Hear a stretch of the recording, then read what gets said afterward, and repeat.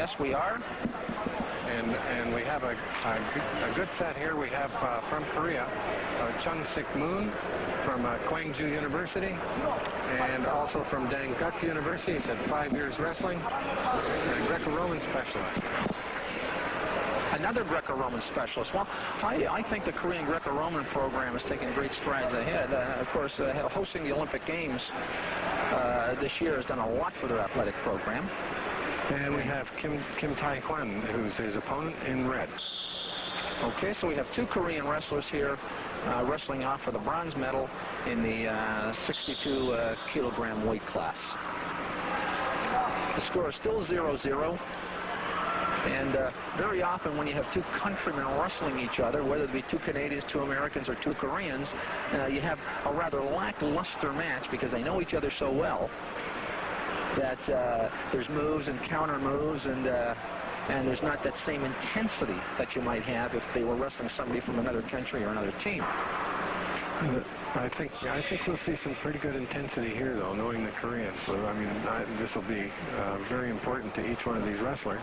Well, now the red wrestler has gone ahead, 1-0 on a takedown, and I think you're right there, Frank, in that another key factor might be that these are younger wrestlers. They're essentially espoirs, and they don't have the same kind of match savvy yet or experience that the seniors would have, so I think they'll just go out there and give it their all. I noticed the pace here is quite a bit different than the early heavyweight match. Oh, nice technique. It was good. It was good technique. I thought for a moment there the blue wrestler was going to lose a couple of points because he hung on to that headlock for a little too long. I thought he might have got countered by the red, but he came out of it very nicely. Good, excellent penetration. Very deep in that single leg. He's popping up. Now he'll attempt to go, take that leg over his shoulder, turn into the blue wrestler, and score a point from behind. Tenacious. Well done. Yeah, held on to that leg, didn't give it up. Lou, do you think there's any major difference in the techniques exhibited by the Korean lightweights and, say, the Canadian lightweights or American lightweights? No, I don't think so. There's just, obviously, they have a greater abundance of good lightweights than we do, just given the nature of the population.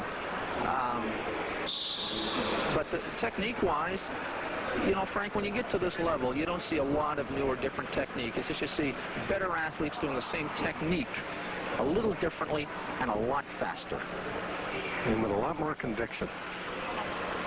Well, you know, when you were talking about this earlier, that desire, that will to succeed has to be there. They have to be willing to work hard, and we're now into the 1-minute break with the score 2-0 for the red wrestler from Korea.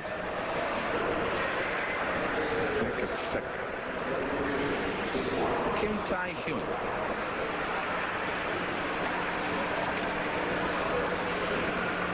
South Koreans have been coming to the Canada Cup for 3 or 4 years now. And you can see how their program is improving. There was a time they came over here originally, you wouldn't see a Korean in the finals.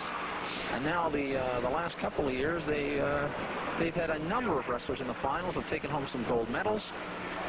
And they're, even with a young team here and a Espoir team, you're seeing a lot of Korean wrestlers here wrestling for the bronze medal. And I would imagine you'll see some of them in there tomorrow for the in the finals. No, there's Barbara Seletnik working on the. She's one of the officials, one of the few female officials that works around the world. Barbara does an excellent job. She's very, very knowledgeable.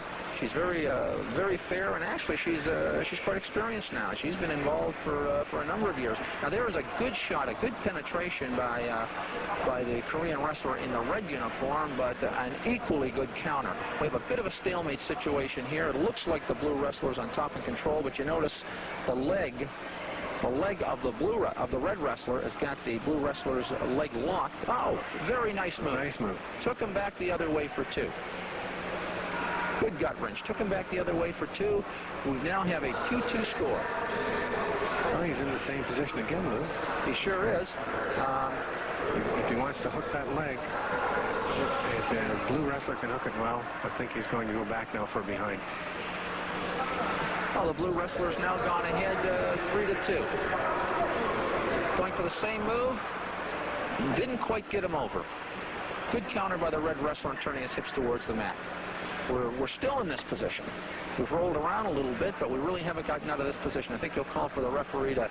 The referee will call for the two wrestlers to stand up any second now. And there we go. Stand them up, get them back to the middle of the mat, and let's start all over. Score is 3-2 for Sik of South Korea, leading Hyun of South Korea.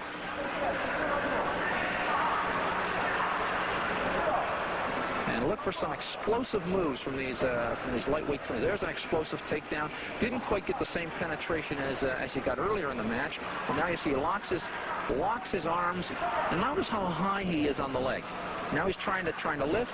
Now he's in deep, good hip position. Does lift the leg. I mean, he should score 2 points from this. He's still on the leg. Should score 2 if he stays with it. Boy, he's tough. He is. And the referee, Peter Mackenzie, is giving him 2 points, and it's corroborated by the match chairman. Well, the referee, Peter Mackenzie's been around a long time, too, Frank. Well, I think he's a former 10-time Canadian champion, refereed all over the world. He sure has. What a background. And no wonder you've got so many good young wrestlers coming out of the London area with people like Ray Takahashi and Peter Mackenzie and Harry Jarvis and Glenn Lation. And it goes on and on and on, doesn't it? It sure does. And look at this leg right now. Now, that's verging on illegal there. Verging on illegal. They're allowing it to go, but that puts a tremendous amount of pressure on both the hip and knee joints. Okay, he wasn't turned, so they come back to the middle. Both wrestlers will stand again, looking for that leg takedown. I haven't seen a lot of upper body work from these two wrestlers, but then again, with the lightweights, you usually don't. Oh, and it's interesting, though, that all of these Koreans have on their bio cards some considerable experience in Greco-Roman. Now, we saw one Korean wrestler uses a Greco-Roman or upper body experience, but these boys obviously are using just primarily freestyle and leg attack techniques. Well, you know, you and I have both always thought that some Greco-Roman training or Greco-Roman experience can only augment your freestyle. You have to have, when you're wrestling, especially the Europeans, you have to have that upper body awareness. And for years, it hurt us. Not so much anymore. Well, now the blue wrestler moves to the front. He's trying for a headlock tilt here or a gabori. And notice how wide-based the red wrestler is. There's no way he's going to. Now, it looks like he should be able to counter this, but of course, time is up.